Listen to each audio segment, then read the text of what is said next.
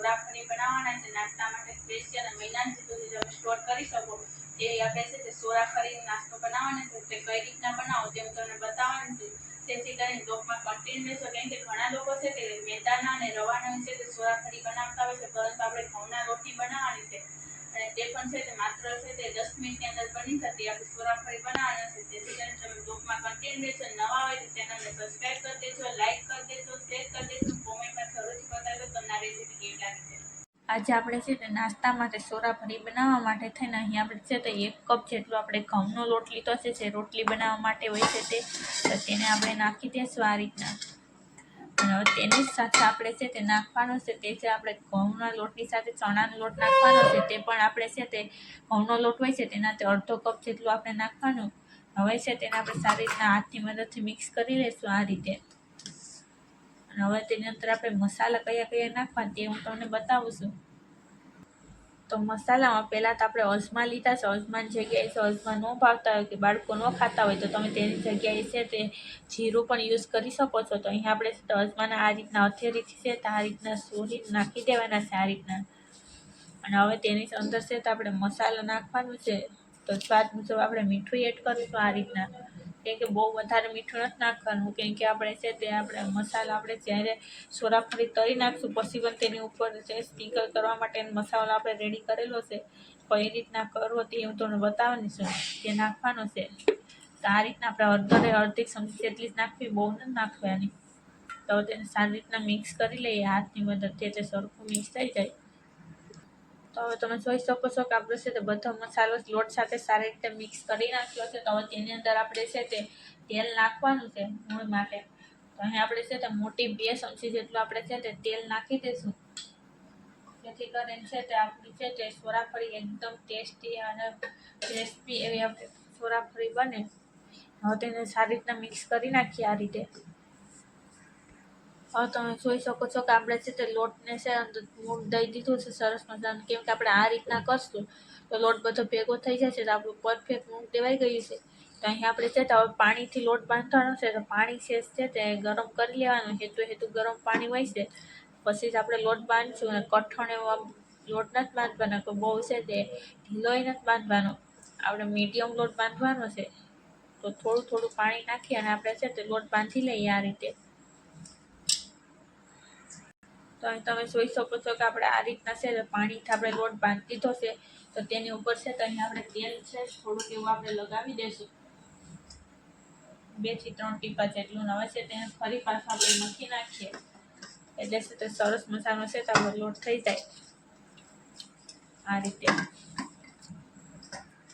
અહીં તમે જોઈ શકો છો કે આપણો છે તે તેલ નાખીને આપણે લોટ છે તો આ રીતના કરી નાખ્યો છે પરફેક્ટ મિક્સ થઈ ગયો છે આ રીતનો આપણે મીડિયમ સાઇઝનો લોટ બાંધી નાખ્યો છે તો હવે તેને છે તે 5 મિનિટ માટે થઈને રેસ્ટ થવા દે એટલે કે છે તે કૂણમાં આવી જાય તેને ઢાંકીને રહેવા દે ત્યાં સુધીમાં આપણે તેની ઉપર છે સ્પ્રિંકલ કરવા માટે છે તે મસાલો કરી નાખીએ તો સોરાફરીને સ્પ્રિંકલ કરવા માટે થઈને અહીં આપણે છે તે મસાલો બનાવવાના છે તેના માટે થઈને આપણે 1 ચમચી જેટલું આપણે લાલ મરચું નાખશું અને તેની સાથે આપણે છે સ્વાદ મુજબ મીઠું પણ નાખી દઈશું કેમ કે મીઠું આપણે છે તો 1/2 ચમચી જેટલું નાખવાનું છે વધારે નથી નાખવાનું અને તેની સાથે આપણે 1/2 ચમચી જેટલું આપણે છે તે હળદર નાખી દઈશું આ રીતે અને હવે તેની અંદર છે તે પીસી ગયેલી છે તે ખાંડ અથવા સાકર કોઈ પણ વસ્તુ તમે યુઝ કરી શકો છો તો અહીં આપણે છે તે જેટલી આપણે ચટણી નાખી છે તેટલું જ આપણે છે તે સાકર છે તેને પીસી કરી રાખી છે તે નાખી દીધી છે અહીં છે તો આપણે આમચૂર પાવડર છે તે લીધો છે તે નાખી દઈશું આ રીતના હવે છે તો બધા મસાલાને સારી રીતના આપણે છે તો મિક્સ કરી લઈએ આ રીતે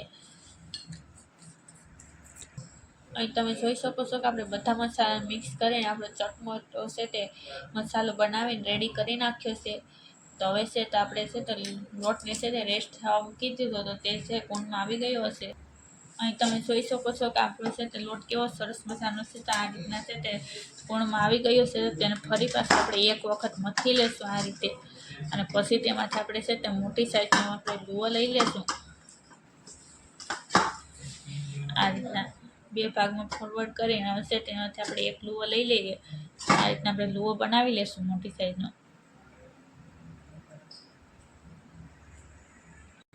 અહીં તમે જોઈ શકો છો કે આપણો લુવો છે તે બની ગયો છે. તો તેને આપણે છે તે કોરા લોટમાં છે તે આપણે આ રીતના લગાવી લેવાનો કોરો લોટ. હવે તેને છે તે આપણે વણી નાખશું. અને કેવી સાઈઝનું વણવું તે હું તમને બતાવવાની છું.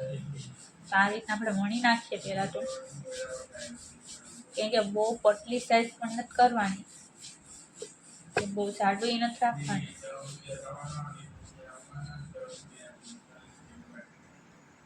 તો અહીં તમે જોઈ શકો છો કે આપણે આ સાઈઝની છે તો આપણે છે તે મોટી સાઈઝની રોટલી બનાવી નાખી છે. તો તેને આપણે કટ કરી નાખશું પહેલાં તો. તેને આપણે છે તે આ રીતના આપણે છે તે કટ કરી નાખીએ ક્રોસમાં.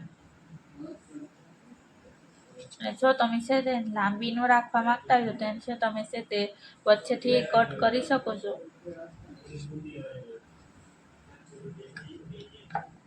અહીં તમે જોઈ શકો છો કે આપણે કટ કરી નાખ્યા છે. તો તેને છે તરવા માટે થઈને એક પ્લેટની અંદર કાઢી લેશું આ રીતે. આ રીતના આપણે બીજા પણ આપણે બનાવી નાખીએ. અહીં તમે જોઈ શકો છો કે આપણે છે તે આ રીતના આપણે બધી છે તેને આપણે કરી નાખી છે આ રીતે. તો ચોરાફળી બનાવવા માટે થઈને તો હવે તેને આપણે છે તે આ રીતના આપણે છે તે કોઈ પણ વસ્તુની અંદર આપણે મૂકીને આપણે છે તેને સૂકવવા દઈશું. કેમ કે 5 મિનિટ માટે આપણે સૂકવવા દઈશું એટલે છે તે આપણી એકદમ ક્રિસ્પી એવી જ આપણું છે તે ચોરાફળી બની જશે. તો આ રીતના આપણે સૂકવવા મૂકી દઈએ પંખા નીચે, એટલે 5 મિનિટમાં છે સુકાઈ જાય. અહીં તમે જોઈ શકો છો કે આપણે છે તેને સૂકવવા મૂકી દીધી છે. તો પંખા નીચે સૂકવવા દઈએ થોડી વાર માટે થઈને. અહીં તમે જોઈ શકો છો કે 5 મિનિટ સુધી આપણે સૂકવવા દીધી છે. તો હવે તેને આપણે છે તળવા માટે થઈને આપણે તેલ પહેલાં મૂકી દઈએ. અહીં આપણે છે તે તેલ મૂકી દીધું છે અને તેલ છે તે ગરમ થઈ ગયું છે. તો તેની અંદર છે તો અહીં આપણે નાખી દઈશું આ રીતના આપણે છે તે બનાવીને રાખી છે ચોરાફળી છે. ગેસને છે તે મીડિયમ અથવા છે તે સ્લો રાખવો. આ રીતના આપણે મૂકી દઈએ બધીને તળવા માટે.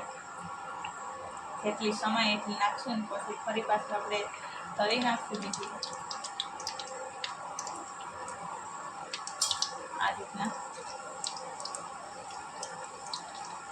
તમે આ રીતના છે તમે બનાવો છો તો બાળકોને પણ છે તે ફેવરિટ બની જાય છે. અને બજારમાંથી છે તે ખાવાનું છે તે મૂકી દેશે અને ઘરની જ વસ્તુ ખાવા માંડી જશે. આ રીતના આપણે તળવાનું છે તેને. કેવી કરવી તે હું તમને બતાવવાની છું. તો તેને આપણે આ રીતના છે પલટાવી નાખશું.